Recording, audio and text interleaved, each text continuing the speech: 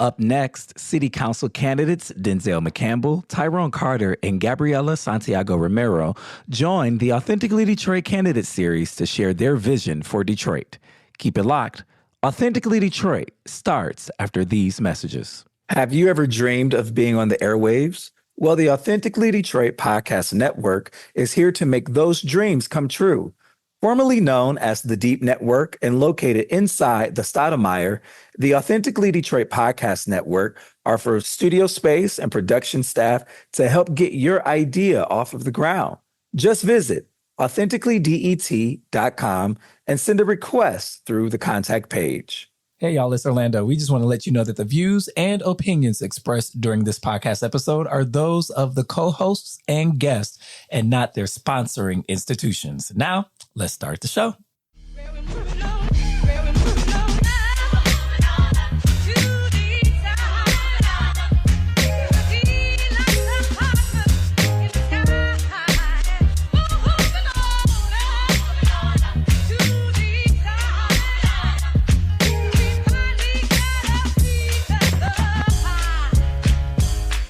Hello, Detroit and the world. Welcome to another episode of Authentically Detroit, broadcasting live from Detroit's East Side at the Stoudemire, inside of the East Side Community Network headquarters. I'm Orlando Bailey. And I'm Donna Givens-Davidson. And we have our Vote to You Voices co-host here, Kenneth is here. Hey, Kenneth. Hi. Thank you for listening in and supporting our efforts to build a platform of authentic voices for real people in the city of Detroit. We want you to like, rate, and subscribe to our podcast on all platforms. Welcome back to the Authentically Detroit Candidate Series. Today, we're interviewing candidates in the running for Detroit's City Council. First up, we have the community advocate that's attracted national attention and shocked many in the District 7 primary election, Denzel McCampbell. Denzel, welcome back to Authentically Detroit. Thanks for having me again. How's everybody doing today? Donna, you good? I'm good. Yeah. Yes. Yeah. We had a great football weekend, right? The Lions Yes, we won. yesterday. We had a tailgate here. It was a lot of fun. And yeah, it's good. ECN was blued out. Hey, Denzel McCampbell. How you doing? I'm good. How are you? I'm doing well. In campaign mode? Fully. Fully? I saw the dog. Oh, The picture with the dog. Oh, that dog is so cute. That's He Minnie. knows what That's to do. Minnie May. What's her name? Minnie May. Minnie May? Yeah, so- Okay, more on Minnie May. What's the story on Minnie May? So Minnie May, she is 11 years old. We got her. She was originally my dog. Then my mom took her, and then so my mom passed away in 2020. But then I took Minnie after she passed away, and Minnie has been my sidekick ever since then. Minnie May. Yes. Well, let's talk about you. Denzel Anton McCampbell is a young community advocate and native Detroiter living in District 7. He was born and raised on the East Side and is a graduate of Michigan State University. Since high school, Denzel has been dedicated to public service, fighting day in and day out to increase access to democracy and representation for marginalized groups. Denzel's parents instilled in him the importance of being involved, showing up for others, and making your voice heard. Denzel was an elected Detroit City Charter Commissioner, where he led an effort to revise the Detroit Constitution to better serve residents and create an equitable foundation for our city government for decades to come. Denzel also served as comms director and advisor for Congresswoman Rashida Tlaib here in Michigan's 12th District.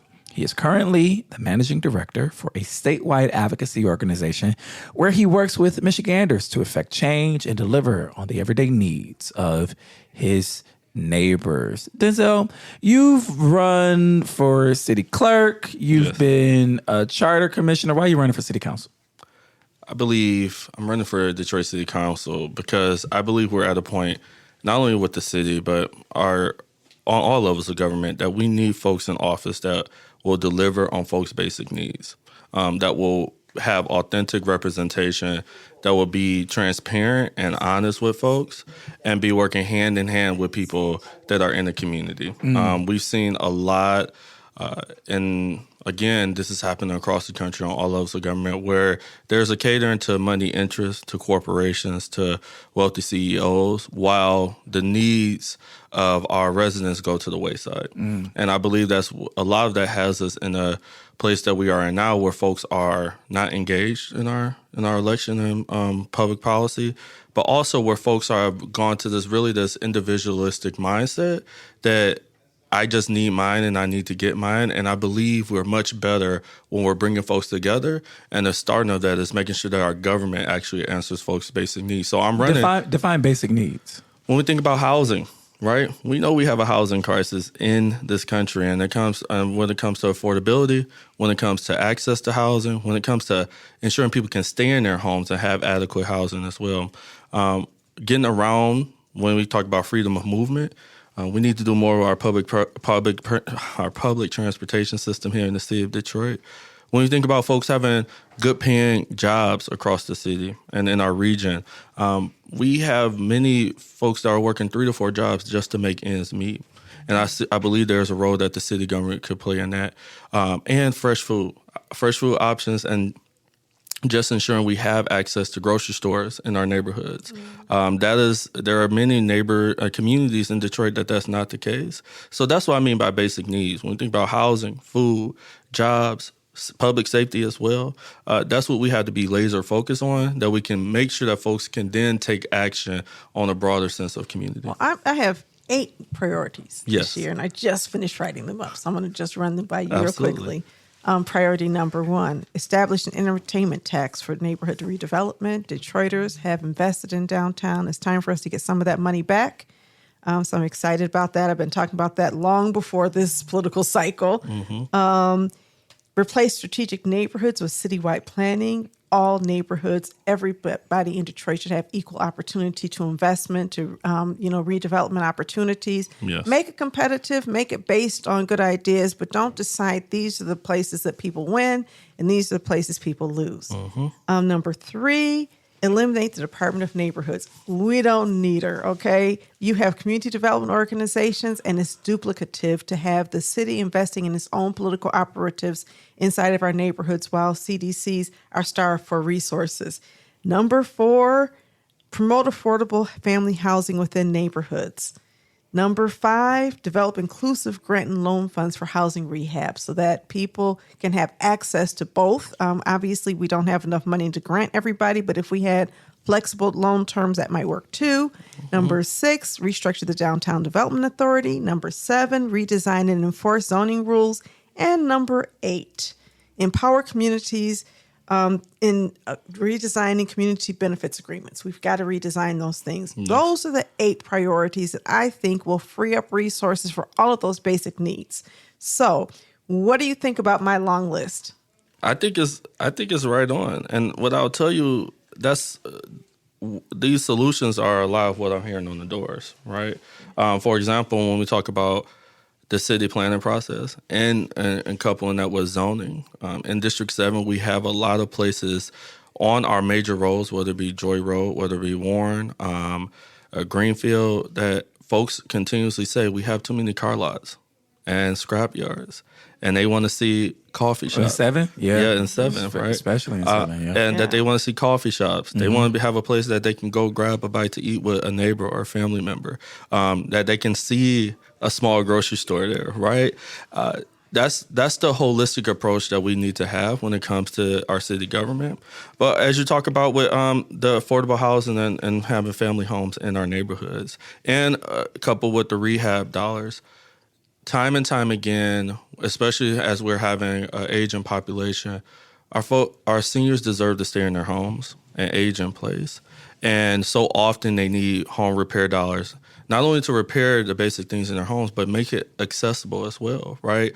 How many of the bungalows that we have in the district that folks aren't able to get up and down the stairs, their bathrooms having accessibility. So I think the list, I can go through each and every one of them, but I think it's right on for what we're hearing on the doors as well. I'm glad to hear that, because I think our issues are restructuring our government, not just having good intentions. Absolutely. Unless we're willing to do the hard work of saying we're going to do things differently, then we don't end up with the money to do everything we say we want to do. I want to bring Kenneth in. Kenneth is our high school student. He's been with us for a couple of years. Really proud of him. Really bright young mind. And he actually has helped in some of our other candidate series interviews. I'm just waiting. He ain't ready until you're done chewing. And so I'm going to keep on talking until you're done chewing. But Kenneth, what are you looking for in a mayoral candidate? So my first in a city council candidate. So my first question was going to be, because I was eating and writing my second question. They just popped on me. But my first question was, so what are your plans for the youth and young adults going into the world, and how would you try and make adulthood not as stressful for the next generation of adults? Because we stressed, Denzel.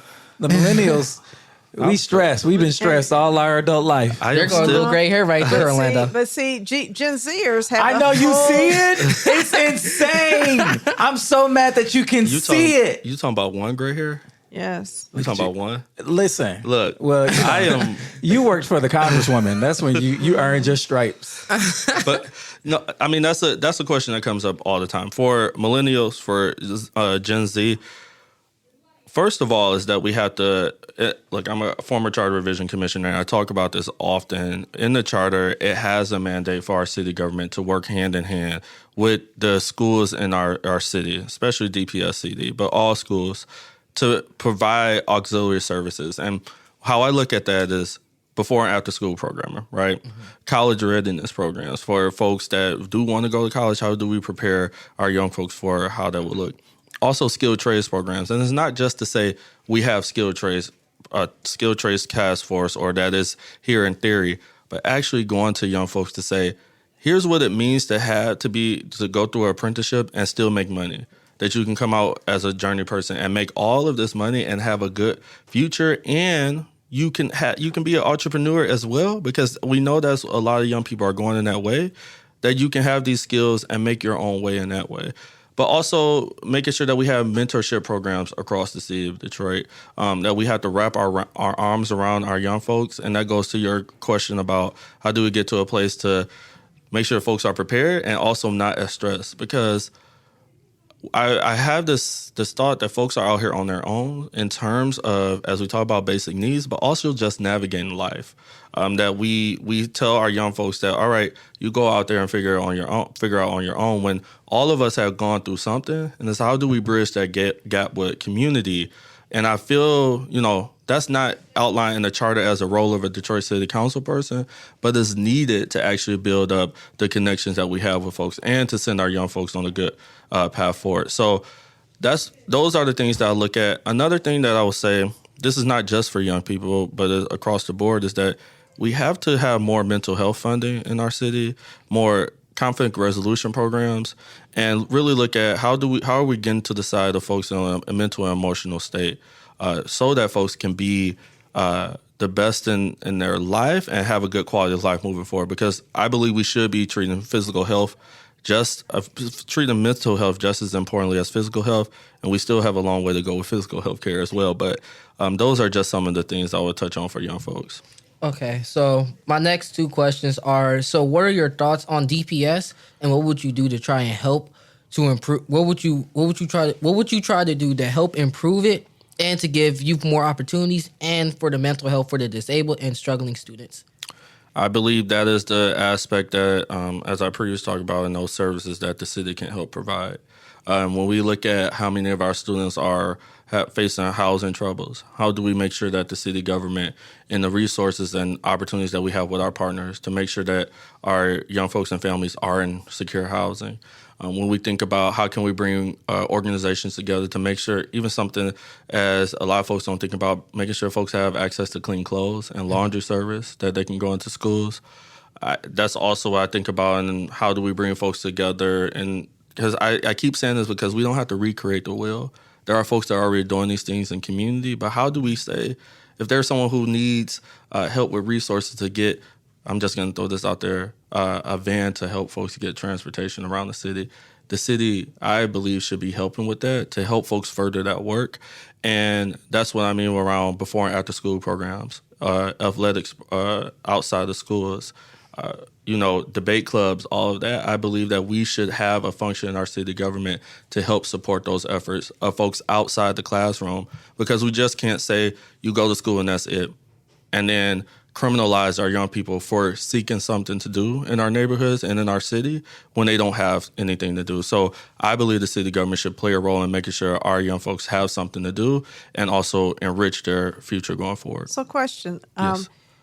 What is the role of city council in all of this? Because, a lot of what I try to do is help residents understand distinctive roles between each political body. Can Yes. you describe your understanding and how you see yourself using your position in city council to achieve these goals? First and foremost, I would say it's from the aspect of the funding. City council has a major role in shaping our city's budget. So how I'll look, and the thing that I want folks to know, I keep telling people, when this new mayoral administration and city council takes office, we will be in the middle of budget season. The budget will be due in April. So I just want to note that for folks that we'll have to jump right into it. But the things that I bring up, I will look at our budget to see how can we dedicate buckets of money to these aspects. And folks gonna say, where's the money gonna come from? We have to make sure we are prioritizing the right things in our city, not with corporate giveaways, not with criminalizing our folks, but how are we prioritizing the good quality of life? But also on that aspects, building up relationships with the mayoral administration and department heads that are then going to carry out the programming of that funding that we get to folks. Mm-hmm. We have a strong mayor system, and it will be up to the administration how they do programming, but that's not to say that city council could not and should not build up that relationship to say, here's what we need in District 7 and across the city of Detroit. And then there's also the enforcement mechanisms. We have to be, as representatives of our districts and as on city council and stewards of those dollars, we have to make sure that it's going to the right place. And the investigative powers as well. That's not so much in the program and services, but a lot of folks do tend to forget that the city council does have investigatory powers with our city government. But I feel that we should be district advocates for our residents and neighbors, especially in the council district seats, in addition to the budget process, in addition to the legislative side with ordinances, but also being a voice for folks in our neighborhood to say, hey, we put this money towards this. Why are we not seeing this come into the form of youth programming in the district? I want to ask you this question around how you describe yourself politically, because I am certain that some folks are curious. Yes. So how do you describe yourself politically? And how have folks been reacting to it, especially some of these older folks that I know you're knocking on the doors? Absolutely. Yeah. I will. Folks are going to throw around terms, and I'm absolutely transparent on where I lie on the political spectrum. I am on the left. I am a member of the Democratic Socialists of America. I'm also a member of the Michigan Democratic Party. I consider myself a left progressive. I consider myself a Democratic Socialist. But what does that actually mean for folks? Is what we talked about before, is that I don't believe that anyone should be unhoused. I believe that people should be in adequate housing. I believe that folks should not have to work multiple jobs just to make ends meet. That I believe that people should have workplace rights and access to a union. I believe that the power of our government should be in the hands of people and not corporations and wealthy individuals that can just call the shots and get whatever they want. I believe that our city government and government on all levels should center the very folks that are in their neighborhoods, that are in the community, the people that they are sent there to serve, and that we should make sure, again, I keep saying basic needs, but for me it is that this is the bare minimum, that we should address our basic needs. Now, there are folks out there that would try to use labels to attack me or to say that I'm not right for the community, but to answer your question. People are still scared of the socialist way, right? I've heard people say things like that, and it's really funny to me. You see what's happening in New York, and you see the same kind of resistance from your old school black Democrats in urban Democrats, right? Yeah. And now look what's happening in New York City, right? It's almost like, okay, well, if we can't beat them, join them. And I think that it's possible to see those type of shifts in other places. I know that there's others who are running, maybe not as Democratic Socialists, but we have a few office holders or people seeking office right now in Michigan who are running aligned with Democratic Socialists of America, if not members of that. Yes. Including you, Donovan McKinney, I believe, Abdul El Sayed. Are there others? Gabriela Santiago-Romero is of course, Gabriela. Yeah, and then, Congresswoman Tlaib is a member of DSA.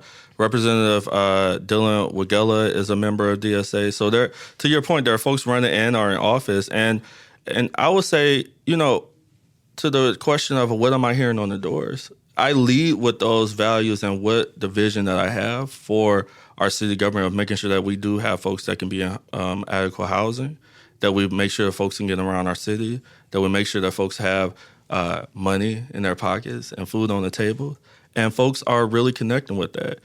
I will be honest with you. I actually get folks to say, yeah, I heard this or that, or it's rare that I say, oh, I hear you're a socialist, I'm not voting for you. Yeah. I don't think that that's a thing for the people in the community, right? I think that there's a real fight over, it's a political establishment. Yeah. Anytime you have establishment, you have power. Mm-hmm.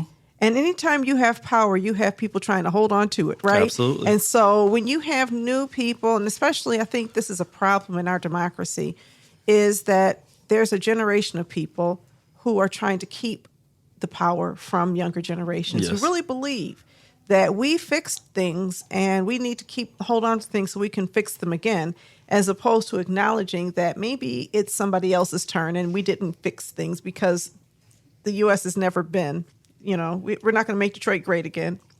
Yeah. We're not going to make America great again or Michigan great again because, injustice, racism, sexism, homophobia, these are built-in, mindsets in the United States. People say, well, it's not American. And it's like, what America have you lived in? And that's exactly it. And people are demanding something new. And here's the last thing I'll say on that point as well. In this race, there is a stark difference between the opponents. I mean, between the candidates, right? And no matter, what the establishment would try to put out there and say, I talk about people's records and their values. For me, I've been on picket lines with striking workers. I have been working hand in hand with community organizations to help deliver for folks. I have been working hand in hand with advocates to push for policies that center our people. When we talk about water affordability, when we talk about equitable development, environmental justice, I will put my record and the stances that I have against anyone. But in this race, we also have someone who has not acted in the best interest of the communities that they represent. And that's what I hope voters will look at as we go into November. Denzel McCampbell, tell the people how they can contact you and talk to you. Absolutely. So to learn more about the campaign and myself, you can go to www.denzelfordetroit.com. That's DENZELFOR Detroit.com. You can give me a call at 313-261-6992, and we're also on all social media platforms. All right. Denzel McCampbell, candidate for City Council in District 7. You'll see his name on the ballot. We'll be right back with Willie Burton. Detroit 1 Million is a journalism project started by Sam Robinson that centers a generation of Michiganders growing up in a state without a city with 1 million people. Support the only independent reporter covering the 2025 Detroit mayoral race through the lens of young people. Good journalism costs. Visit Detroit1million.com to support Black independent reporting.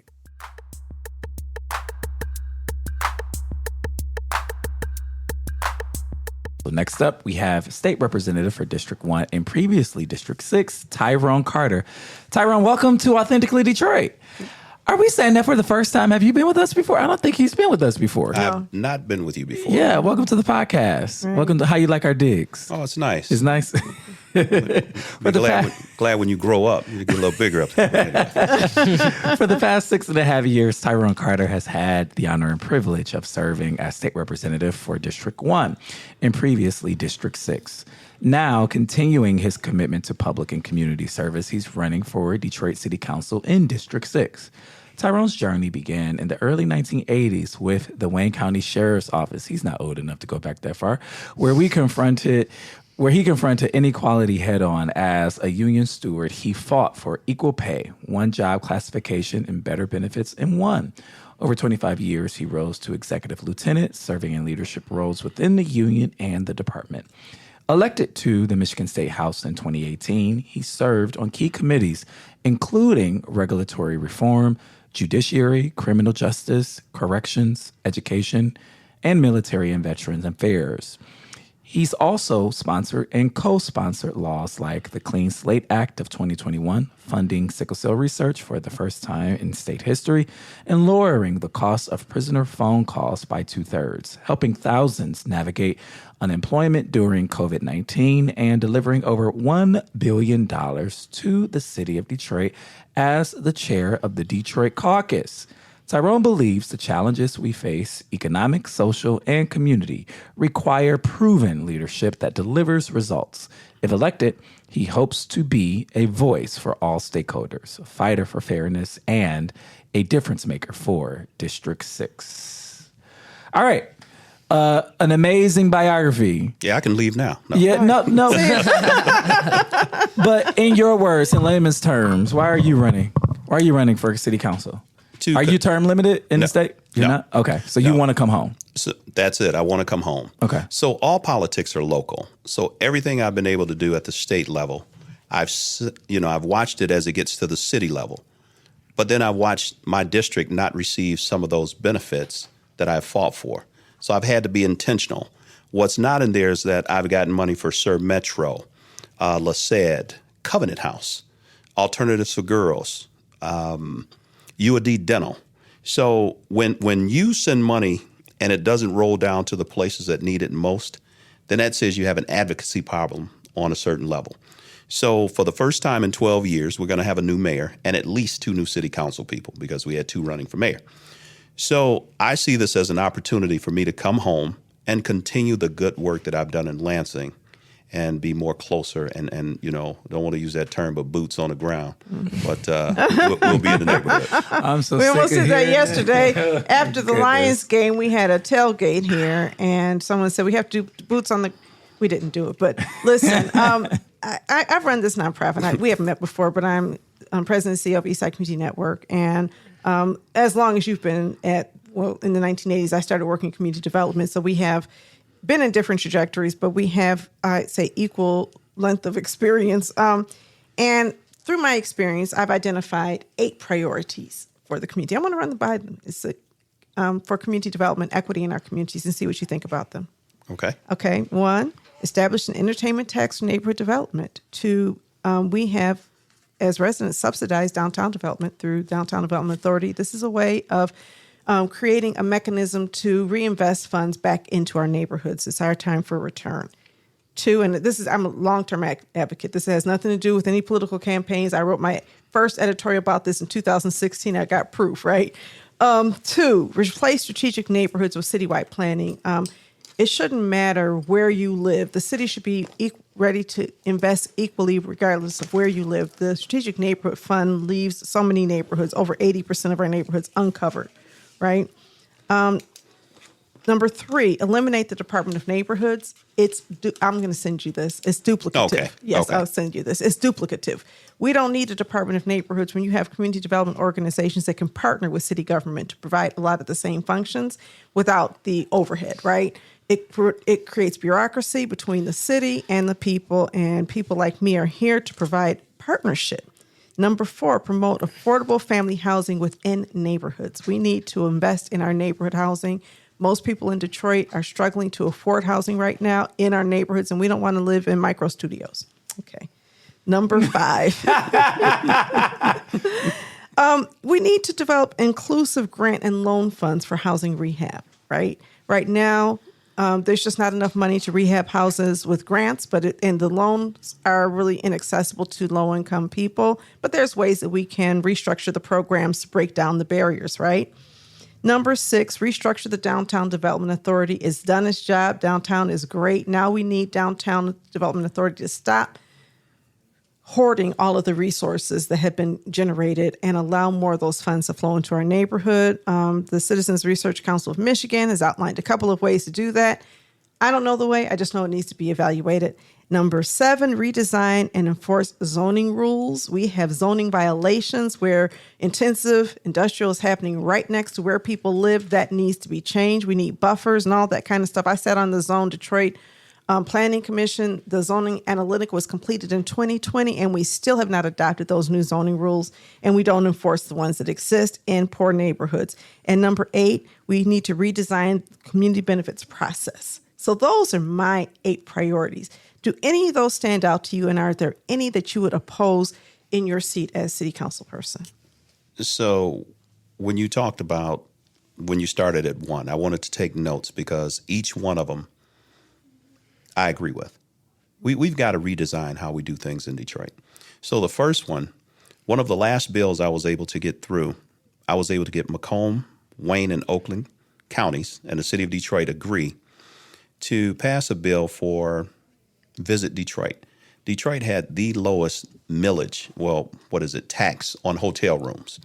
We hadn't had an increase in the taxes on hotel rooms in 20, 30 years because nobody wanted to come to Detroit. Let's just be honest about, what was going on. So I think the next closest lowest was Cincinnati. So when you think about when you travel, you go to Boston, you go to New York, you go to Vegas, the room may be $79, but when you finish looking at the taxes, it's another $20, $30, and nobody complains. So with the energy that the Lions, the Tigers, the NFL draft has generated, we were able to push that through, and it was voluntary if you wanted to opt in. But the monies that they've generated just by that tax, they've been able to, from hotels, they've been able to attract 3 more conventions to the city. I talked to Claude Molinari the other day. So when I was in Boston last month, I see the monies that flow into a city when they have a convention, especially a national convention.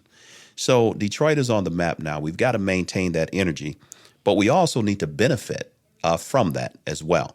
So we've got to figure out a way and mechanism to look at it. And long before I got elected, when they were building stadiums, I said, if you can afford a $120 ticket, another $2 is not going to break you.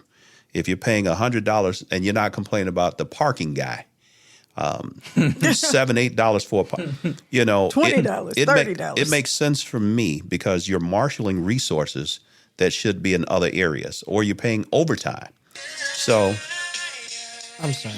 We got guests. So, when you look Music at it. break. Sorry, Tyrone, go ahead. Oh, so got me nervous. So now we have to look at ways to capture this energy and spread it out to the communities. Because before I hear the tale of 2 cities, downtown, midtown, neighborhoods. Well, I was with some seniors earlier, and I talked about maybe 20, 30 years ago, next to Central Methodist Church on Adams and Woodward. There used to be a black comedy shop, a black comedy club called All Jokes Aside. I remember that. Yeah. See, you're old enough to remember it. So Chris Rock, before he really took off and blew up, he was down there. So, being a fan, my wife and I and my sister, we went down there and watched it. And I'll never forget what he said. He said, downtown Detroit, the only thing missing is tumbleweed. There was nothing going on in downtown. I remember. Last one out, turn out the lights. Oh, yeah. We used to say that. It was start. And I'm a homer. I was born and raised in Southwest. I remember downtown Detroit days, going to the movies on half day, shopping. None of that existed. So if the heart's not strong, the rest of the body, nothing's going to happen. Nobody's coming to your neighborhood if they don't come downtown first. So downtown has done its job. It's where we need it to be, where we wanted it to be. The energy's there. Now we've got to look at how do we spread that out. Yeah. Let me ask you how you see the function of city council as it stands now. So for 12 years, you kept hearing about how they got along. Getting along is fine, but you need some pushback. So you need some negotiated budgets. You can't just be all in. And it only took 5 people to push back. See, I'm a numbers guy. Right now, there's 110 state reps, so I need 56 to get a bill out of the House. All I need out of 9 people is 5 for us to agree upon. Well, no, we don't agree with that. We're not a no, but we need to negotiate something else. My goodness, it's my biggest pet peeve. Trust me. As a person from Lansing who has sent millions of dollars, and I've got the sheet in my bag to show you all, where did it go? Because this was the budget, I guess, the mayor presented that city council had agreed upon. But I don't know what happens in back rooms, but I know what happens in rooms in Lansing. So when we do that legislatively, you're supposed to be the check and the balance. But I have a theory on that. What's that? When we went to districts, city council districts, every city council person is competing with the other city council person for the mayor to put stuff in their communities. So that rather than city council acting as one, city council people are in competition. It fragments and increases the power of the mayor. It does. You have representation at the city council side, but I've heard a city council person or two talk about, well, I voted for this because the mayor said the mayor would do that. And this is what Daley did in Chicago when he built his machine, and he worked with the aldermen in Chicago to do the same kind of thing. How do we get our city council people to understand that if you become District 6 rep, you work for me too? And I'm in District 5 and I work in District 4. But every city council person works for the entire city, not for your little neighborhood. You're not the mini mayor of Southwest, right? So technically I am, but I'll say this. No, they call me the mayor. Well, yes, okay. But right. This is the thing. Born and raised there, yeah. Born and Right. raised. But you know what I mean. Yeah, no. And first of all, you have to be not afraid of losing your job. You have too many people that this is the end all be all for them. And so they play get along to be along, and you vote if I get a little bit. They don't understand that if 5 of them join together, you can get pushback. You can get what you want. You can negotiate. But you've got to get 5 people to be willing to say, no, we don't agree with that. And it's okay not to agree. But to not agree with that can mean under this administration in the city, This current administration. that you're not going to get this project in your community. I will punish you. In fact, there are people who will say that the person that you're running against has challenged the mayor, and that because of those challenges, your community has suffered because of the challenge, because other people have been unwilling to step up in the same way. Do you think that's true? Or are you thinking that this is a person who has just gone along to get along as well? I can speak for my district. I don't think that's true. We haven't benefited in 12 years in my neighborhood. And this is what I tell new legislators when they come up. You got to vote 3 ways. You got to vote your conscience. Can you sleep at night if you vote this way? You got to vote your constituents, because those are the people that sent you there to represent them. And then you have to vote however the caucus or the majority goes. But if it's something that doesn't fit, if 6 other districts are getting something and mine isn't, because there's 7 districts, but I play go along to get along, I'm going to be left out. Describe what you mean by benefit. Benefit? Yeah, you said for the last 12 years, District 6 hasn't benefited. Yeah. Benefited from what? Benefited from by districts, city council by district. So before, everything was at large. Yeah. Yeah. And the majority of the voters came from either affluent or high voting districts. Yeah. We- But when you say that your district hasn't benefited, what benefits has your district not seen that other districts have? Because I'm over here in 4 trying to figure out what we have that you don't have. Oh, we don't have bus shelters in some of the neighborhoods. Okay, something as simple as that, and I know we sent $6 million down. But who has bus shelters? What neighborhoods do? District 5. District 5. There's quite a few that do. But I think, I'm not trying to argue No, I'm with really you. I'm trying to draw. I want you to draw a delineation around the benefit. So Exactly, District 6. because all I'm going to ask you Sure. as you talk about this is, the city has a way of putting money in places with people who have money, and it has nothing to do with who's representing us. It has to do with strategic neighborhoods. Correct. And so do you believe strategic neighborhoods are an issue? Yes. Okay. There's a strategic neighborhood in District 6. There is. Where? Is Verner. That was a planning study, right? On Verner? That was a city planning study. See, and that is the comment from the majority of the district. Yeah. Whether it's over near Murray Wright, whether over near Northwestern. Yeah. That certain communities within the district Yeah. get resources Yeah. when others don't. Exactly. Talk about it. And others feel like they, Warren and Tyreman, Yeah. they don't feel like they're part of the process. Yeah. Many people don't know that UPS just closed that distribution center. That Wow. White Castle Yeah. is gone. The supermarket. Yeah. What resources do they have? So PAL just reopened a rec center across the street from the old Chadsey because the state sent money to PAL and they say we want to expand. So where are you expanding? They expanded to a recreational desert. So when we have that, and I'll just say that, I'll be candid. Most people know me. Thank I'm you. straight up like You're 6 authentic. o'clock. So this is the deal. I've been a state rep for 6 years, 7. I've never once had just one-on-one conversation with our city council person, whether it was Raquel or whether it was Gabrielle. Gabriela. Last term, well, she says Gabby, but last term, we had the trifecta. I had quarterly meetings with the mayor. I had quarterly meetings with different mayors because the Democrats, and I was the chair of the Detroit caucus, said, okay, what things can we work on, collaborate on? I've reached out to her office, nothing.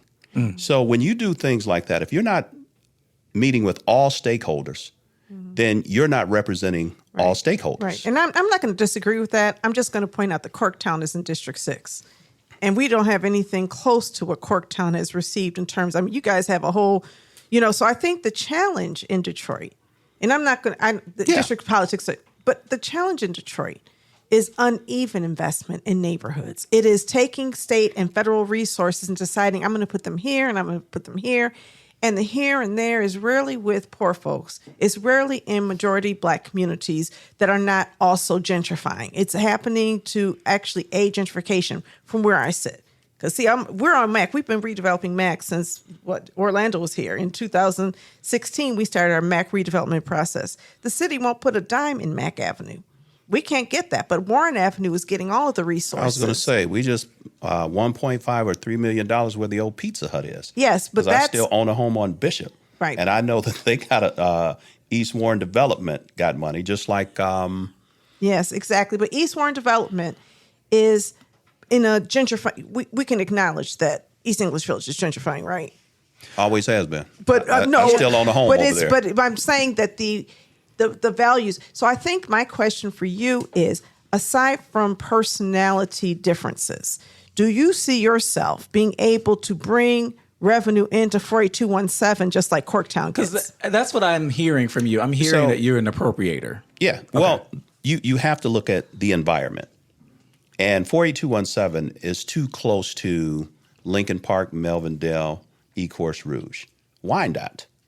So businesses make a business decision based on, what they can generate, the safety aspect concerns. So a lot of neighborhoods that say they are deserts, you have to look at their location and see what they're close to. A lot of Detroit neighborhoods close to Dearborn don't have the things, and they have to go to Dearborn. We don't have things in our neighborhood that we used to have. Like I said, when growing up there, we had everything we needed. Then all of a sudden we had nothing. So the goal is, because what do we have? Rollercade, a funeral home, a couple beauty supplies, and some other stuff. We've got to try to create that energy with these empty buildings. And all you have to do is duplicate what they've done in other places and say, give it a try. I've not seen any Motor City match in certain neighborhoods. Why? I have no idea. I'm at the state level. Well, you know what? I can tell you at the city level, the city has maps where they are willing to invest resources like that.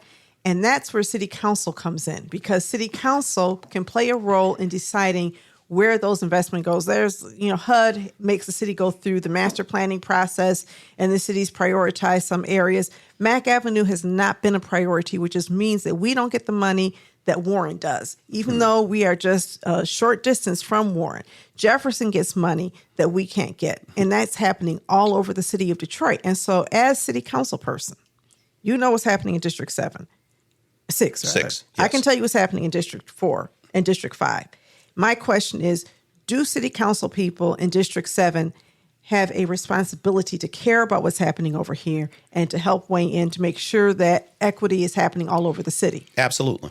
Okay. Absolutely. And you also have two at-large people that could weigh in. So if you've got a great plan, so now you've got three. If you can move the crowd and get two other people to understand what your position is and how it will benefit the people you represent. And it doesn't have to be a quid pro quo. Hey, if you get this from me, then I'll turn around and do it for you. Do it because it's the right thing to do. Give me those two votes. Like I had a long track record in Detroit. I was the first executive director of Vanguard Community Development Corporation in the North End. And at that time, all 9 city council people worked for everybody in the city of Detroit. When we went to city council, if we wanted to get land, if a developer came into our community and they wanted to do something, the first thing they would ask is, what neighborhood organizations are you working with? And if you aren't working with a neighborhood organization, you're not going to get this land. And they voted as a unit to protect our interest. Now it feels as though you have to get your city council person, and actually all of you are ours. I read the city charter, and the city charter does not say that this city council person is responsible for what's happening in their council district. They are elected by their council district Correct. to make sure that there's equitable representation.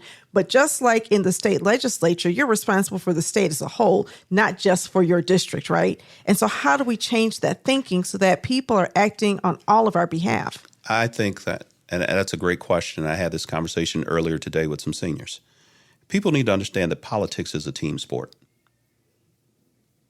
I don't see a lot of team play amongst a lot of organizations, and I'm talking about even in the legislature.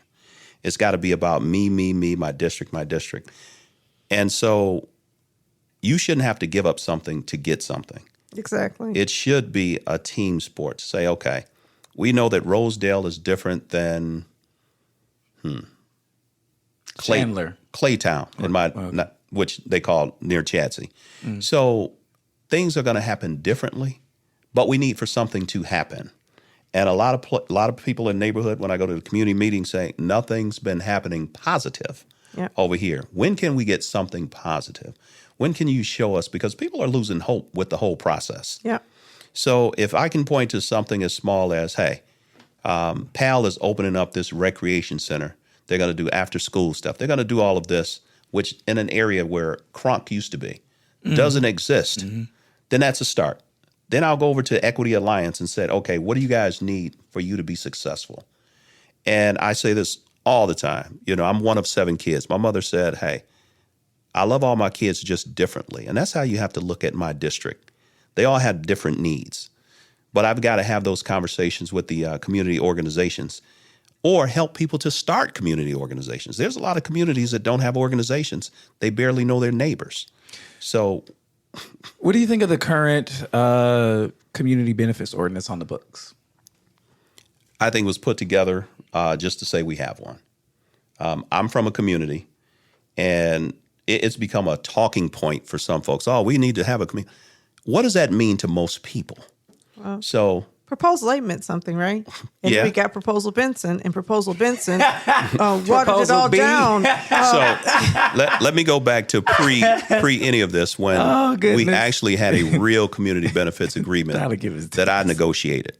So Marathon Oil received a $189 million tax break from the city to expand. They used to give money up to Homeland Security, and they gave me a list of where they gave money to. And I said, okay, that's great. The city closed our recreation center down there and said they were $2 million short. So Kwame Kenyatta, God rest his soul, this is when city council was at large, sat down with us. I was the president of our neighborhood organization and said, hey, I need a little leverage. We need to do this. What we ended up with was we got a new recreation center, which is a show place and a centerpiece of that community. We also got 10 P-TECH scholarships for 10 years that Marathon paid for out at Henry Ford Community College. It stopped when Mayor Bing closed the Civil Rights Department, and it fell through the cracks. But in negotiations with Marathon, I said, okay, how about you give me 3 scholarships down at Wayne State for the rest of those years? You have to be able to sit down and have conversations about how do you benefit your host community. Now, right now, Marathon has a community advisory panel. They call the CAP. They meet once a month. They now hire kids from the neighborhood. They go and cut grass for seniors. They have a thing called Neighbors Helping Neighbors. We're trying to create that model that if other companies follow in other parts of the city, it'll be a benefit for both. Well, yeah, we need laws. We had a community benefits agreement here with the expansionist Stellantis, yes, that did not benefit our community, that excluded voices like mine. It happened too quickly. We didn't do anything to protect our environment over here, and we're living with the long-term consequences of that. So it would be interesting to have that, inscribed into law and policy, so it's not just having a good person do it, but that we have actual rights underneath the city ordinances. But I want to make sure we talk to our high school. And it has to be consequences. Consequences It has to and be enforcement. consequences. Exactly. How do you negotiate a community benefits without a job guarantee and say, well, you get the first right to interviews? It doesn't make sense to those of us who feel as though people in our community should actually get jobs. And then, if you violate that or you don't hire appropriately or first hired, last hired, first fired, all of those things happen, there's no clawback or anything like that, and that's a problem. I want to make sure we talk to Kenneth, though, because Kenneth is our high school student. He's at Southeastern High School, and he is a leading voice in our community for our youth. Kenneth, do you have questions? Yep. Let me go back to my notepad. So I have 2 questions for you.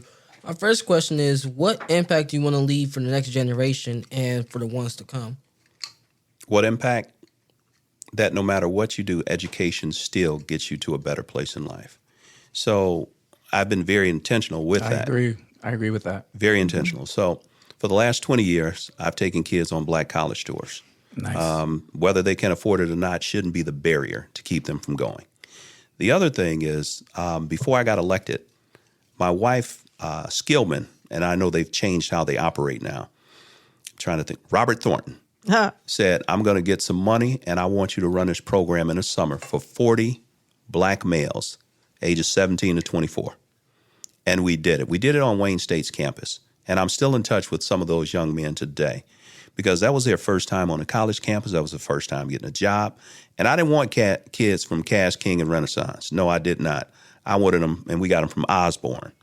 As a matter of fact, we had Jamaria Hall, if I'm pronouncing his name right. He was one of the plaintiffs in that $90 million literacy lawsuit. Yep. So Cody, Southeastern, and shout out to Southeastern. My wife's family grew up on LeMay. So all of them went there. And just to go to young people and show them that there are other ways, that the stuff that you all see on TV is not the way life is. The goal is to get you away, show you different things, prick you and say, okay, here's your interest. What are you interested in? Because if you don't know what exists, you don't know what you can be. That's good.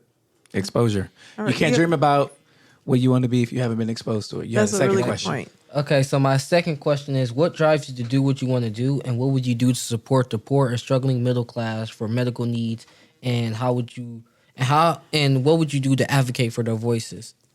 So the poor and disenfranchised, once upon a time, people see me where I am today. They don't know where I come from. So what I've tried to do, if it wasn't for food stamps, Mick Prescott, we didn't have a dentist. We had to go to the clinic. So that's why I was intentional in making sure that UAD Dental, because of what they do in the community, the state had cut them 80%. I made sure that they got fully funded. They needed more, but they were happy with that. Covenant House. Every young person that runs away from home is not running away because they're bad. The goal is there were safety nets that benefited me when I was a kid. I try to make sure they exist because it's hard to learn something as small as free breakfast and lunch. If it wasn't for free lunch, I might not eat either. So we have to continue to remember where we came from, but also have conversations with you to find out what you want, what you need. Because me serving you pizza and you don't like pizza is foolish. We got to have those conversations with young people. I like a pizza. I love pizza. But see, there's some people that may not. And I think as adults, we burden ourselves with what we went through as opposed to looking at what challenges you have and how can I help you? Because this didn't exist when I was a kid, the phone. So when folks talk about getting information, getting anything, paying bills, I heard they even date on their phones now. Oof. That didn't exist for me. So I've got to, speak to young cats and say, hey, what is it that you like to do that I can help you with? And I'll tell you real quick what we've done. PAL, make sure they have money for after school program, not for sports. Boys and Girls Club, we made sure they got $3 million because Big Sean has a recording studio in every one of those. They also have a gaming place in there because, we're consumers of games. This teaches young people how to make games. But now I see that colleges have gaming teams. So we have to find out what you like. Oh, the other one in Highland Park has a fashion studio. And they take the young people to New York for Fashion Week because I'm sure you know some young folks that have clothing lines. So we try to show them the right way and how to do it. Not that they're doing it the wrong way, but we try to show them the way to get there faster and quicker and remove any hurdles. So the goal is to make sure you have as much as you need to be successful. Now, everybody's not going to make it, but we're going to create that pathway that if you follow it, Nobody said it's going to be easy, but the pathways exist. Yeah. Oh, I got one more question. And investing in work, like our youth work here, is important. Oh, absolutely. The city, instead of having these, neighborhood offices, invest in places where we're serving neighbors, like the young people, because they have places. I think as city council people, you can't do all of this. You need to partner. And a lot of times when we talk about public-private, it's public-corporate. And nonprofits get left out, but we play a significant role in the revitalization of our neighborhoods and our city. Okay, so my last question is, what would you do to tell our current age generation of parents / adults about how the youth is different from how y'all were when y'all were in our shoes? I mean, technology has changed everything that we do. When I had to do a book report, I had to go to the library and use the Dewey Decimal System. Okay, I know you might have to Google that to find out what that is, but there was no Google. There was no instant access to information. We have volumes, and even sometimes instant access is not correct. That's right. So you can't rely on it.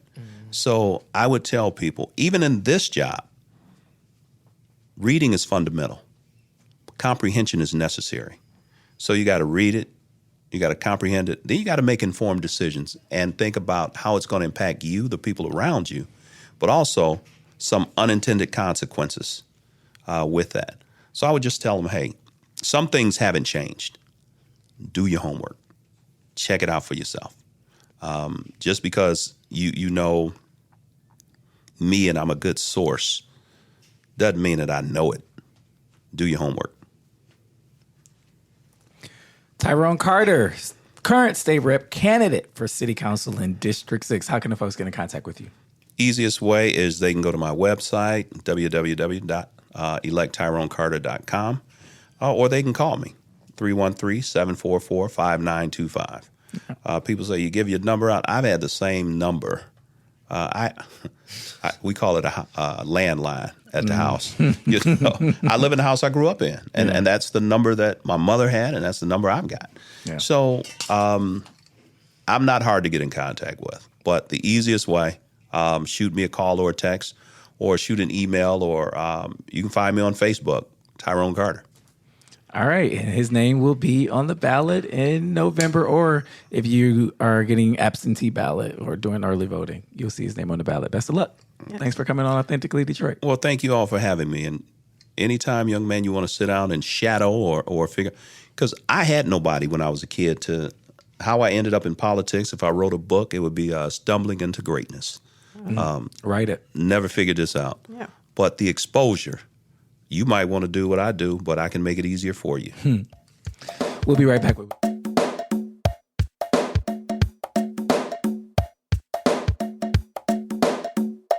Interested in renting space for corporate events, meetings, conferences, social events, or resource fairs? The MASH Detroit Small Business Hub is a 6,000 square feet space available for members, residents, and businesses and organizations. To learn more about rental options at MASH Detroit, contact Nicole Perry at nperry@ecn-detroit.org or 313-331-3485.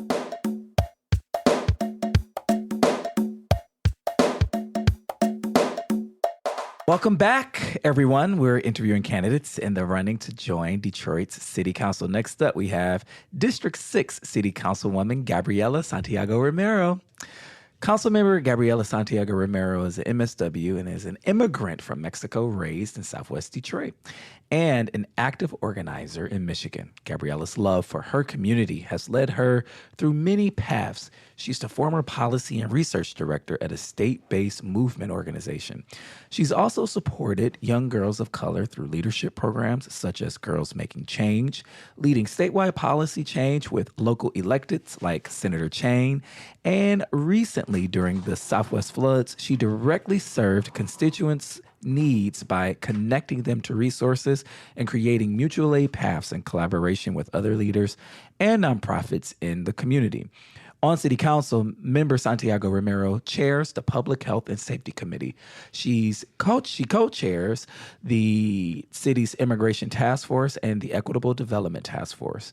She helped create the city's down payment assistance program that will provide over 1,000 Detroiters to become homeowners for the first time, the city's community violence intervention program that has led to a reduction of crime, and the city's paratransit services for seniors, allowing them to access same-day services.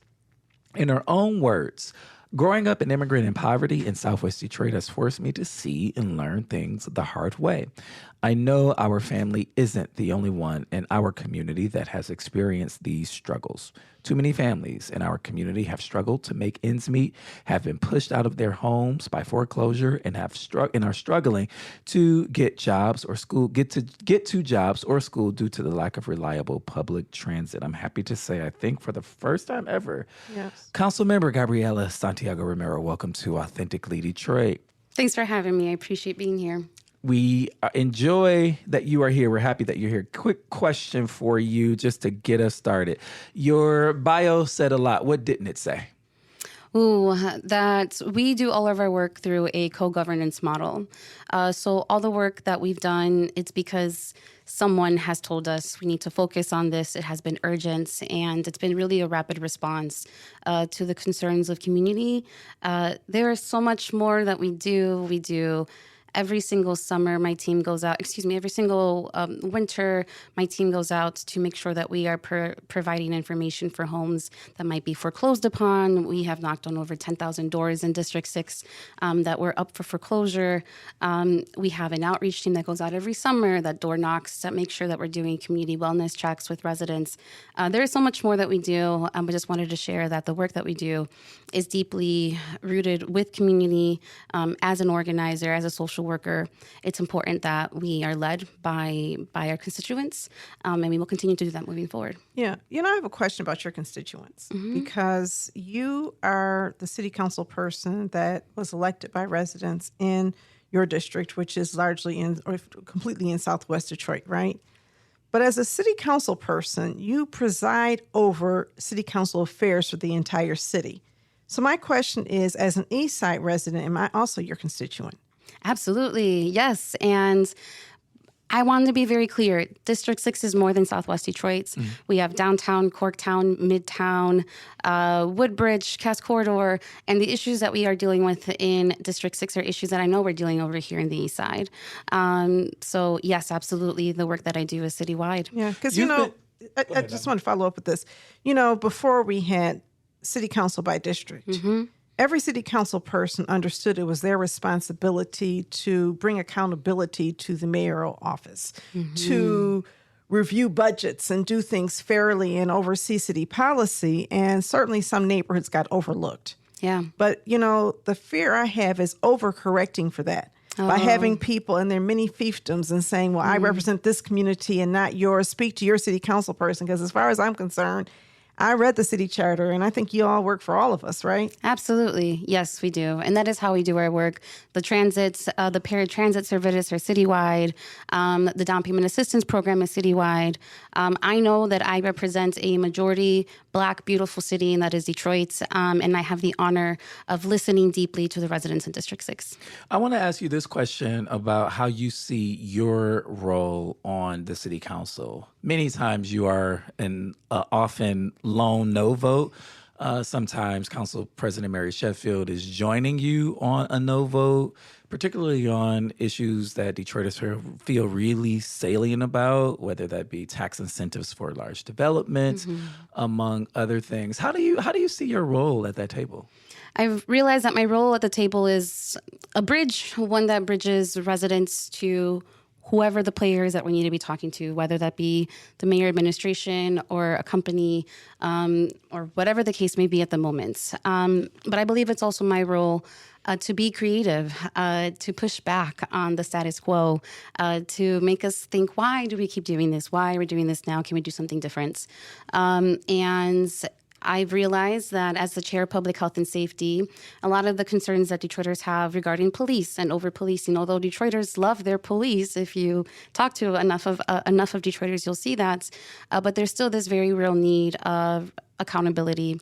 And as the chair, I was the one that held the ShotSpotter contract until we had a deal, until we had a plan to invest in our CVI programs as well. So I believe my role is to utilize that pulpit when I can, when it's in my committee and in my power, to hold things back so that we can hold a conversation to do things differently.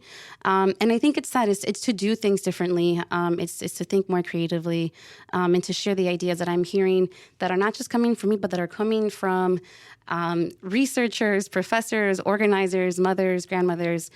They all have solutions that I think it's part of my job to bring those forward as well. That's amazing. So I want to talk about a couple of things related to, you mentioned representing a majority Black community, although you also represent people who are of Latin American descent. And I think that there's that tension, right? Because you have a community that feels underrepresented. Yeah. And then why do we have to share her with everybody else? I've kind of heard that feedback. Yeah. And then I've also heard feedback that 48217 is not necessarily getting the kind of support from your office that the rest of District 6 is. Can you talk about both of those issues? Yes, and let's be very clear about where that happens and how that happens. And unfortunately, and I've heard the questions be directly asked, you are Mexican, do you care about anybody else other than Mexicans? That to me, although I understand where it's coming from, it's also deeply, really upsetting to be asked that question. And I understand too, because Duggan gets asked the same question. You're a white man. How do you care about Black folks? Being a Mexican woman and being a white man are not the same thing. They're not right? the same thing whatsoever, but that is a question that I'm asked No, I But by I'm just saying, people of find color. another Right? conflation, Gabriela. Find another, because the reality is that you are part of another oppressed, marginalized population. 100% agree and with so you. the idea that you somehow, and it's always interesting to me because it's that somehow if you're representing Black Detroiters, you have to give up being Mexican and sacrifice your own people in order to support mine, rather than find commonalities among us. It just makes no sense. There How are do you Black carry that immigrants. There are Black immigrants. Yes. There are Black queer people. And I'm constantly like, you only care about queer people. There are multi-identities amongst all of us. And I represent Black, brown, and white folks, immigrants, Native folks, seniors, young people. And that is how I do my work. And I know exactly where those comments are coming from in 4217 and 4210. And I'm actually building and making sure that I'm being very focused on building relationships that want to work with me. Because oftentimes those comments, and I've learned through my 4 years here, of that she doesn't want to work with us, she doesn't care about us. Those people, we ask to invite them to our table multiple times. They just don't show up. And then they use that excuse of, well, I wasn't there. Well, we invited you. You just didn't show up to be a part of our work. And in fairness, you've worked with Eastside Community Network and our Eastside Climate Action Coalition on some actions. Yeah. And we're not in your zip code. Yeah. But you have worked with us on various things. We've been at the table. And so I think that that's an interesting thing. Yeah. The other thing I saw that was really interesting, and I don't want to just deal with controversy, I want to talk about your vision Sure. for your role. But somebody got upset when you were talking about immigrants and you said we are Black and brown immigrants or something like that. And they said, are you saying Black people are immigrants? And you were acknowledging the presence of I know non-Mexican. people cannot be that dense. They are. Oh, my goodness. They are. Somebody went and I had to. I talked to my good friend Mamba, who owns Bob Fair, and his wife Nadia. And what he expressed to me was a really palpable fear of what could happen if we get a crackdown in ICE raids like we have been seeing in other cities. And he's a citizen. Yeah. Right? He's still afraid. And so I think this conflation of immigrant to With brown Mexican. people and with Mexican people is so ignorant. It is incredibly ignorant. And, we should have known all along, right? Because how does an Haitian person look different than a Black person, right? And, the reality is that, and also just the idea that injustice anywhere is injustice everywhere. 1,000%. When I look at ICE, I can't unsee slave catchers. And so, where you have to carry papers to prove that you're legally here, and somebody can just raid somebody's office, and it's illegal to harbor somebody who is, there's something pretty horrible about that. And a few months ago, we had a unity breakfast because I'm like, we have to really try to unify around justice. Yeah. So given that, let's talk about your vision for just the city of Detroit. What would that look like? I appreciate that. And thank you for the feedback on the comments that I get because, wow, they are a lot and discouraging, but I'm building community in ways that are authentic and with people that know that justice is fought by all of us for all of us to be able to achieve that. Well, can I say real quickly before you can go on? Most people I know don't feel that way. Yeah. These are the words of some people who are in the political class and who are trying to figure out how to preserve their power or voice in a city where they feel marginalized. Your average person is really looking for somebody to care about them and talk to them. I'm not hearing that in the streets. I'm hearing that from certain people. Agreed. Is that true? Are you getting 1,000%? It is a small minority, but it is a reality that fascism is here, and it is in our communities, both Black and brown. But I agree, and I look now for the majority of the good, the kind, the hardworking, and do take what people are saying because it all comes from a place, and I try to understand it deeply. But at this point, I to your point of my vision and how I want to do my work. So I want to be able to continue to build with residents. My office, since I've gotten I got voted in, we have been making sure that we are creating opportunities to engage with us. We have monthly coffee hours, in-person meetings, virtual meetings. We have fun events like annual skate nights in 4217. So I don't understand. We're there. We're building community. Every year we invite families out to skate. We have a family movie night at Senate Theater over Michigan Avenue. But not only that, we created something called the D6 Block Club. Block Club standing for Building Local Organizing Capacity. And here we work only with our Block Club leaders and resident leaders so that we are able to come up with our D6 platform. What are the things that you want us to be focused on? That's a legislative platform. And this is a legislative platform and this is how we get direct feedback from people. What's in the D6 platform? So we're hearing truck routes for number one thing that people wanted us to address. It's also basic city services. So our Block Club leaders continuously let us know that our alleys need to be maintained. They are overgrown. Seniors can't take care of it. It's also about making sure that we have transportation and safe streets. While we're investing in DDOTs, we also need to make sure that trucks and cars aren't speeding through our streets.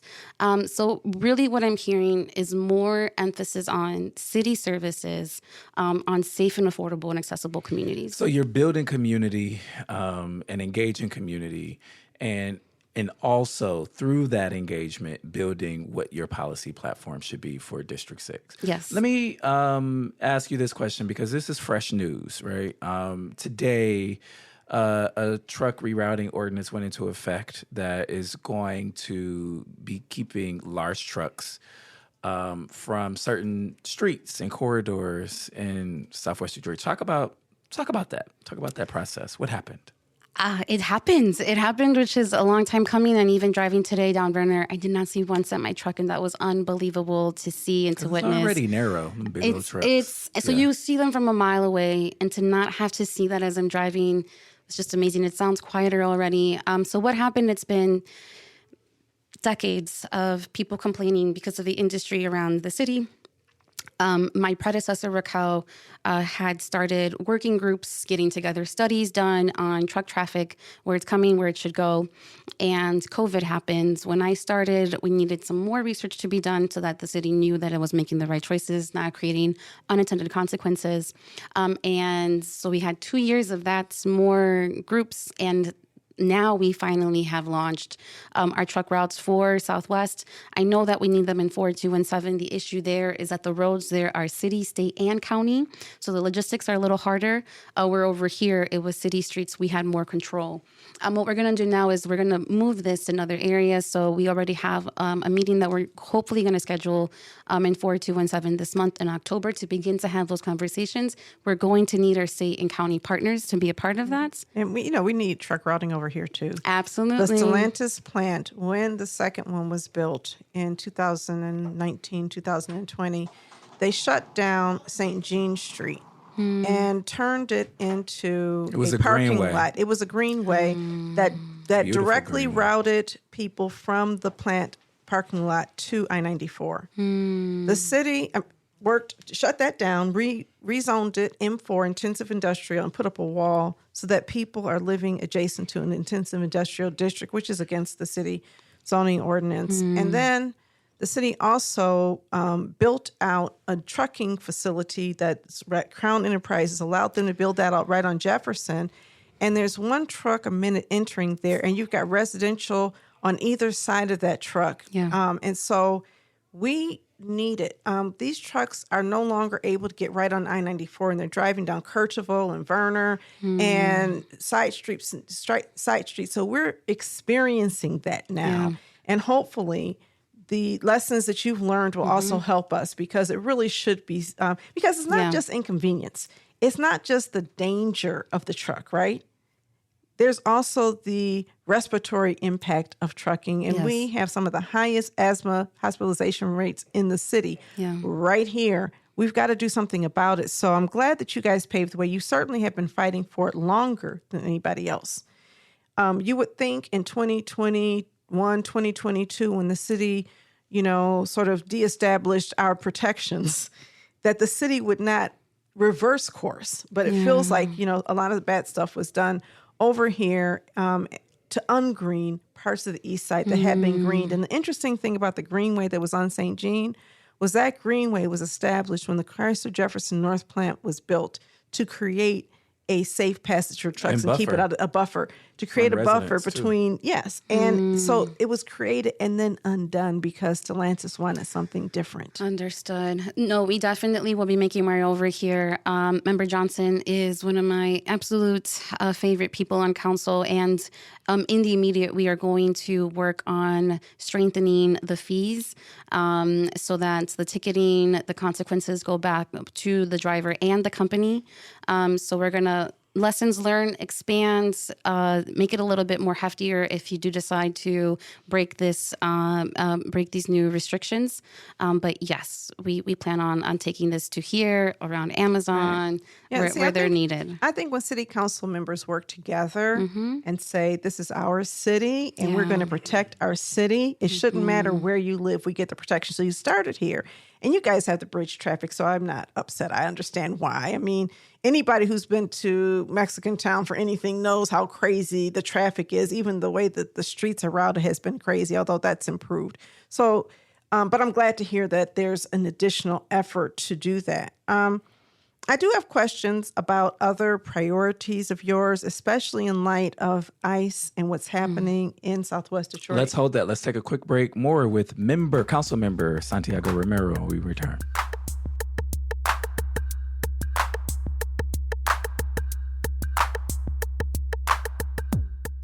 Have you ever dreamed of being on the airwaves? Well, the Authentically Detroit Podcast Network is here to make those dreams come true. Formerly known as the Deep Network and located inside the Stoudemire, the Authentically Detroit Podcast Network offers studio space and production staff to help get your idea off of the ground. Just visit authenticallydet.com and send a request through the contact page.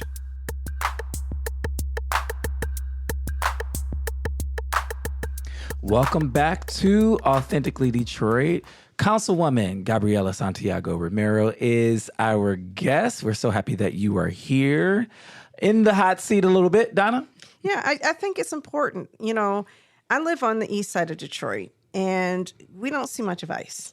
And so it's possible to live in this city and not understand the trauma and terrible things that are happening in Southwest Detroit. Can you talk about what's happening now? Yes, it is as scary and really as tragic as we think it is. We're just not seeing it, as you mentioned, especially if you're not over by Southwest Detroit. Unfortunately, here in Detroit, it is not as seen as we see it in LA or Chicago. Here, what you're seeing for deportations is happening very quickly, very quietly, very targeted. And we have always had ICE and Border Patrol in the neighborhood because we are a border state. But the increase targeting is definitely happening. I have received constant text messages or messages on social media letting me know, hey, my boyfriend just got deported, my boyfriend's father just got deported. We're really targeting, I'm seeing a target on men, young men, fathers, grandfathers, and we're leaving their families. I've seen it's majority women, grandmothers, mothers, young mothers with their children who don't have cars, who now can't pick up food. And also, I need the city to be better when it comes to how we do how we respond to these things and how we protect residents. There was an unfortunate incident recently with a hot dog stand. Not sure if folks saw the news. There was a young woman that got arrested from DPD essentially for resisting and not having a permit. Well, come to find out, ICE heard about it. She is DACA. She got detained by ICE. So now we have a city that is, I believe, it just from the consequences of it, when we use our police for petty arrests, for not having a permit instead of giving a warning, we are now ruining their lives because this young woman is a young mother. I believe they have 3 or 4 children. They're all very young. They're all American citizens, but now they have their mother dealing with this battle. Why are we arresting people for selling hot dogs? It is over policing. You have both over policing or really, the surveillance police state because the policing is not protective. Like, oh, something happened to me, you're going to show up right away. Maybe a couple hours, maybe a day or so. It's reactive. If I call 911, but it's also surveillance oriented in that we're trying to hold these people and contain people in their communities and monitor their activities as opposed to protect them. Yeah. And so protect and serve is more like survey and monitor, whatever it is that we want to say about it. But, it feels like that's a citywide issue. Yes. I have colleagues who work in other communities where there's concentrations of African immigrants who are also being impacted. Yes. And then, of course, we've got Hmong residents living in Northeast Detroit. And so it feels like immigration policy or protections of residents should be a citywide thing and not something home. That's on you. Well, not just on you, right? I'm the representative of people who are immigrants because every single city council person presides over a district where immigrants are. Mm-hmm. It may not be visible in that way because a lot of African immigrants choose to be invisible because they don't feel safe coming out as immigrants. There's not a lot of protections for them. So I feel very strongly that this is a city of Detroit issue. Yeah. And that we need to be more aware of it. Mm-hmm. I was not aware. And I went to an event that Poverty Solutions did in Southwest Detroit, and there was a poet who was talking about what it was like to have ICE. This was a few years ago, and I was like, oh, heavens.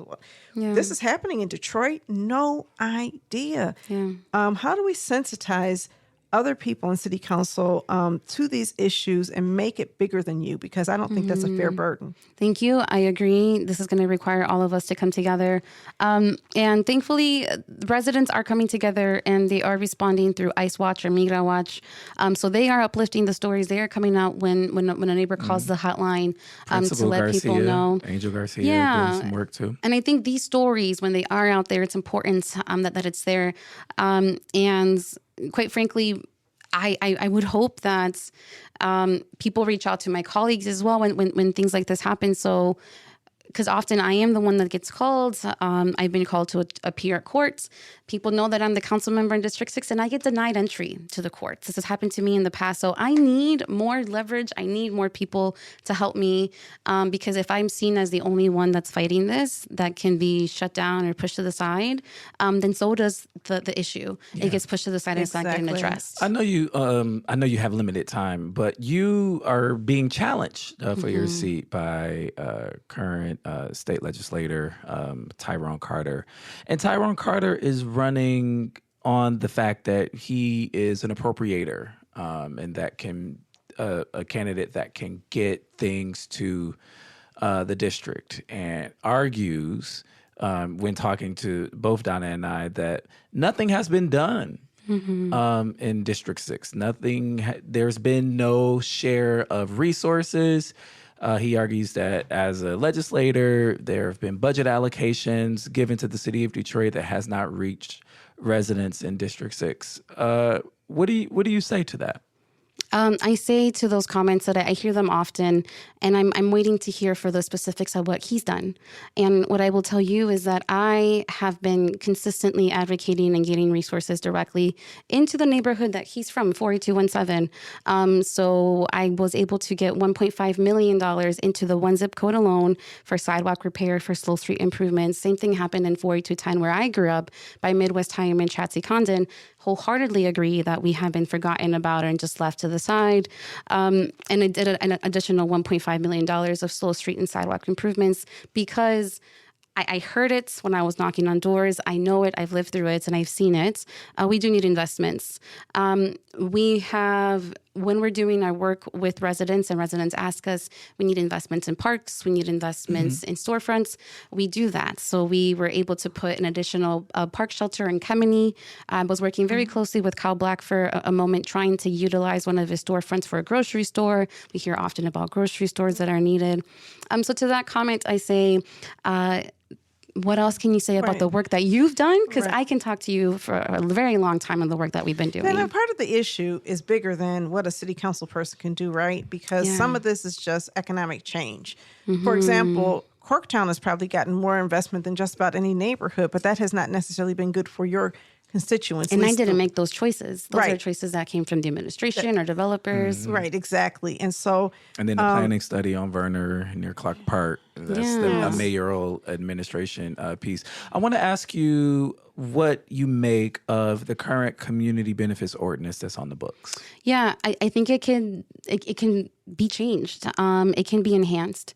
Currently, I do see the need for us to have more people from the impacted area, also more votes directly from residents to be able to pick their NAC members, making sure that we are providing probably more time. I'm hearing a lot of concerns with just the pace of it, with the accessibility of it, and again, the makeup of the NAC.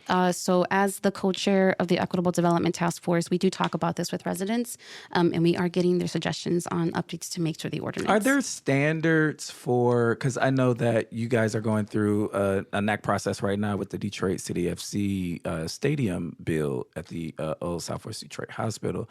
Are there rules that the Equitable Development Task Force comes up with, even in terms of alerting and how they alert residents that they are in an impacted area? I saw a flyer for a community meeting around the Detroit City FC that had all of these logos on it, including a logo from your office. And the impacted areas were highlighted as census tracts. And I'm like, this is incredibly confusing. Yeah. Who knows their census tract off the top of their head? Yeah. How does something like that get put out? Yeah, so it's those numbers. They also included a map. So the map is there so you're able to see what tracks they are.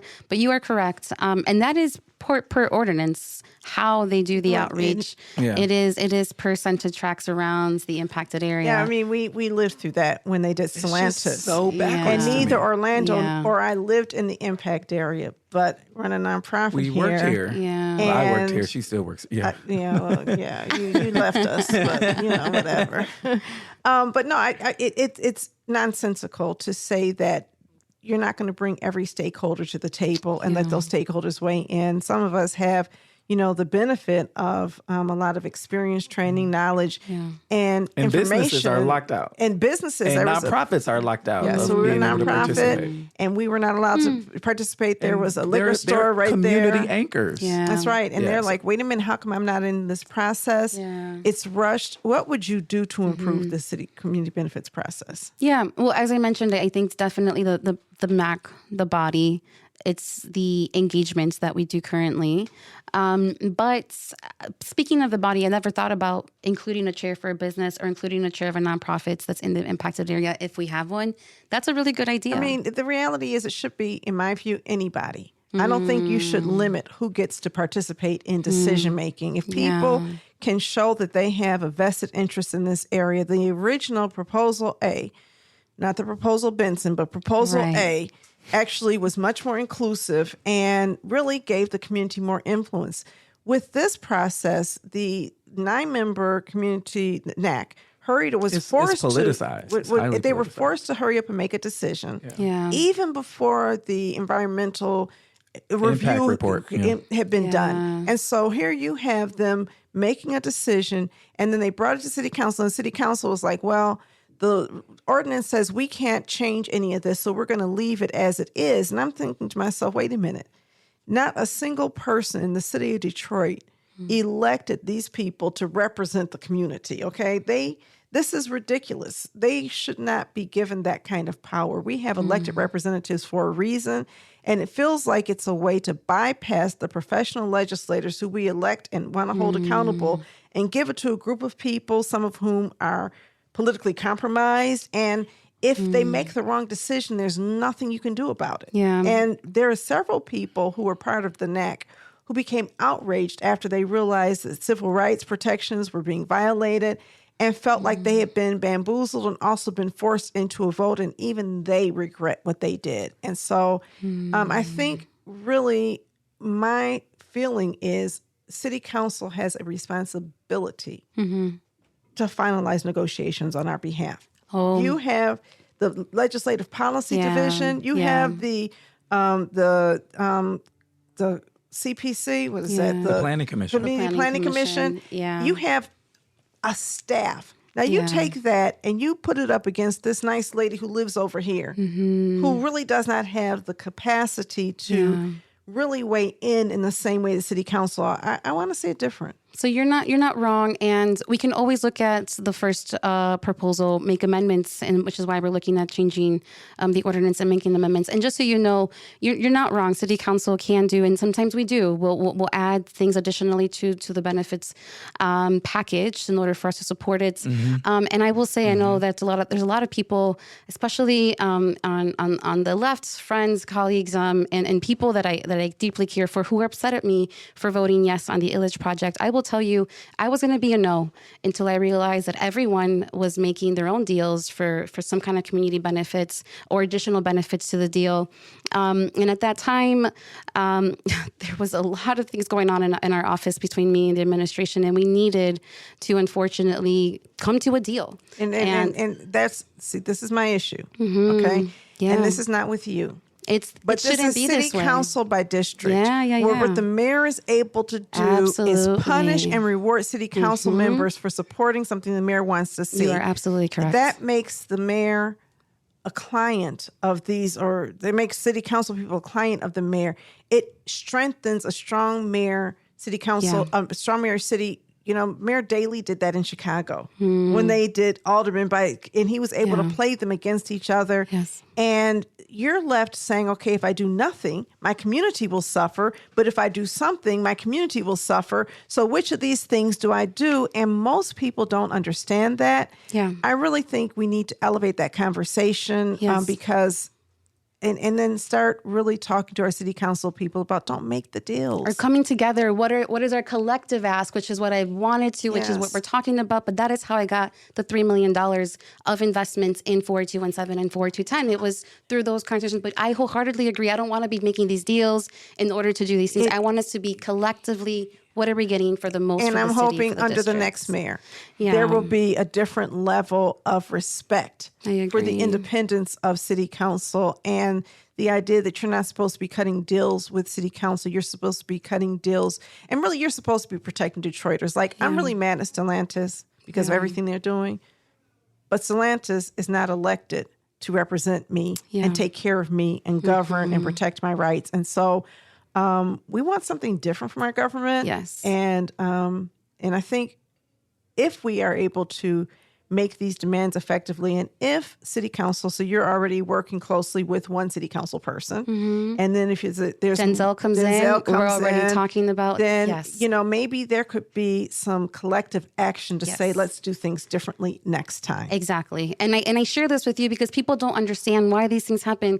I will be very honest in why these things happen, why I had to make these choices, why things are hard, and what we have to do to actually see something different. You're listening to District 6 City Councilwoman Gabriela Santiago-Romero, who's also a candidate for that same seat.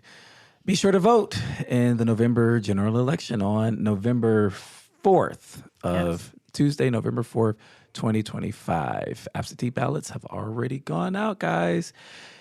Councilwoman, thank you so much for coming on Authentically Detroit. Thank you for having me. All right, we'll be right back.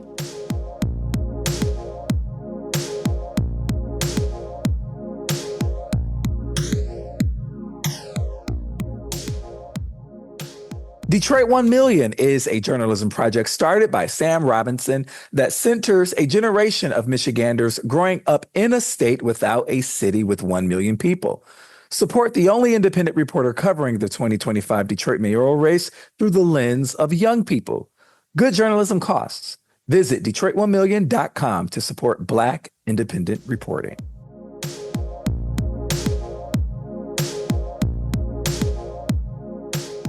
Want to let you know that we are working on rescheduling Commissioner Willie Burton, who was unable to make it to the interview today. All right, it's time for shout-outs. Donna Givers-Davison, you got any shout-outs? I do. I want to shout out the entire ECN team, but especially those who showed up yesterday. We'll start with Jay Fields, our own Jay Fields of the Authentically Detroit podcast team, who, when I pulled up, was grilling hot dogs and hamburgers. Let me tell you something. Those hot dogs were delicious, okay? Did you have on the sandals, the open-toe sandals like the uncles? Or No, he wasn't like the uncles, but listen, he was working that grill. I'm going to tell you, he was working that grill. We had about 100 people sign up. I don't know how many people came. It was a full house, but also Tasha Senna, whose idea was, Tasha actually sent me a proposal for this idea. Donna, here's a proposal. So shout out to Tasha, but also Deanna Solomon, Michael Johnson, Cedric Huff, Gloria Jackson, Sparkle Berry, and Gordon Magnuson. You guys are outstanding. There were people in the community who talked about how much they needed what we did because of the stress they're under. And to be able to come out and celebrate the Lions win together was really special. So thank you all. Nice. Kenneth, do you have any shout-outs? My shout out is going out to the Lions because we won our first game of the season. And if it was snow outside, I'll just jump out of my underwear into the snow. Oh, goodness. Oh, wow. You're that happy. Okay. We talked a little bit about East Warren, but shout out to and they're a friend to this organization, the East Warren Development Corporation, in their East Warren Fest last Saturday. You know, I'm from over there, and so walking East Warren and running into all of my neighbors that I grew up knowing and who knew me and saw me grow up, people driving by honking the horn like, oh, it was such a good time. It felt like a little community family reunion. So you guys did a great job. So shout out to you guys. All right, that's going to do it for this episode of Authentically Detroit. We'll see you next time. Until then, love on your neighbor.